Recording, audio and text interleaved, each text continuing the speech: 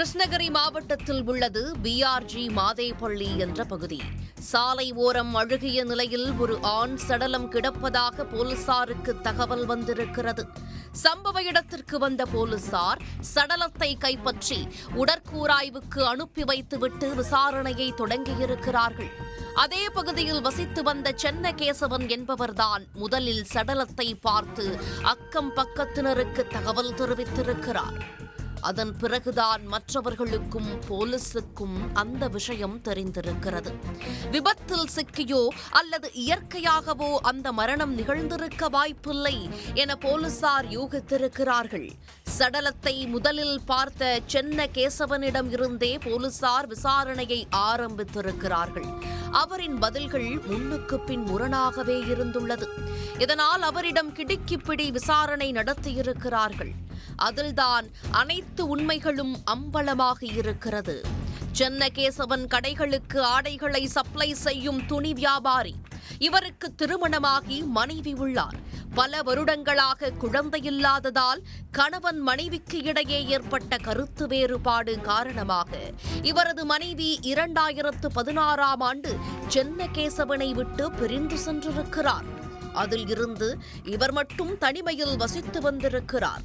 2017ஆம் ஆண்டு வேலை விஷயமாக சென்னை சென்ற சென்னகேசவனுக்கு கிருஷ்ணகிரி மாவட்டம் ஊத்தங்கரையைச் சேர்ந்த கணேசன் என்பவரின் அறிமுகம் கிடைத்திருக்கிறது. இருவரும் நண்பர்களாக மாறியிருக்கிறார்கள்.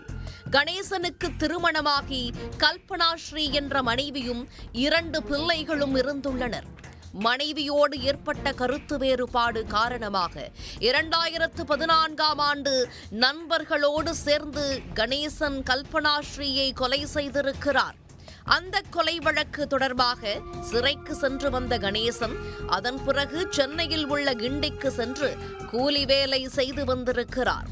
இந்த சூழலில்தான் 2017ஆம் ஆண்டு சென்னகேசவனோடு அவருக்கு பழக்கம் ஏற்பட்டிருக்கிறது. முதல் சந்திப்பிலேயே இருவரும் நெருங்கிய நண்பர்களாக மாறியிருக்கிறார்கள். நேரம் கிடைக்கும் போதெல்லாம் கணேசன் சென்னகேசவன் வீட்டுக்கு வந்து சென்றிருக்கிறார். இருவரும் வீட்டிலேயே ஒன்றாக மது குடித்து ஜாலியாக இருந்துள்ளனர். 2-3 நாட்கள் நண்பனின் வீட்டில் தங்கிவிட்டு அதன் பிறகு கணேசன் சென்னைக்கு செல்வது வழக்கம்.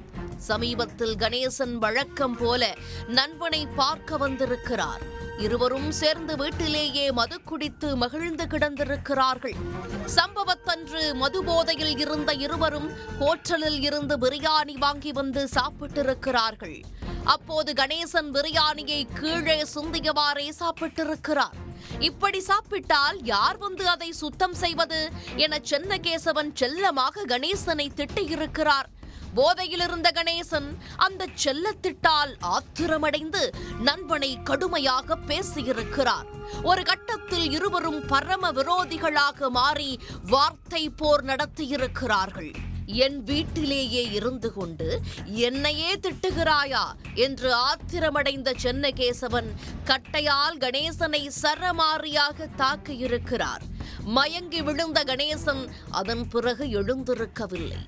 போதை தெளிந்த பிறகுதான் நண்பன் இறந்துவிட்டது சென்னகேசவனுக்கு புரிந்திருக்கிறது. விஷயம் வெளியே தெரிந்தால் போலீசில் சிக்கிக் கொள்வோம் என பயந்த அவர் வீட்டு வளாகத்திலேயே 2 அடிக்கு அவசரமாக குழி தோண்டி சடலத்தை புதைத்திருக்கிறார். 2 நாட்கள் கடந்த நிலையில் 3வது நாள் பொழிந்த மழையில் மண் கரைந்து சடலம் வெளியே தெரிய ஆரம்பித்திருக்கிறது. அதோடு கடுமையான துர்நாற்றமும் வீசியிருக்கிறது. இதற்கு மேலும் சடலத்தை வீட்டு வளாகத்தில் வைத்திருக்க முடியாது என முடிவு செய்த சென்னகேசவன் சடலத்தை தோண்டி எடுத்து சாலை ஓரம் வீசிவிட்டு ஊர்க்காரர்களுக்கு தகவல் சொல்லியிருக்கிறார். யாரும் தன்னை கண்டுபிடித்து விட முடியாது என சென்னகேசவன் நினைத்திருந்த நேரத்தில்தான் சடலம் மீட்கப்பட்ட உடனே போலீசார் நேராக அவரிடம் சென்றிருக்கிறார்கள். அதனால் பயந்து போன அவர் போலீசிடம் அனைத்து உண்மைகளையும் ஒன்று விடாமல் ஒப்பித்திருக்கிறார். இந்த கொலை தொடர்பாக வழக்கு பதிவு செய்த போலீசார் சென்னகேசவனை கைது செய்து சிறையில் அடைத்திருக்கிறார்கள்.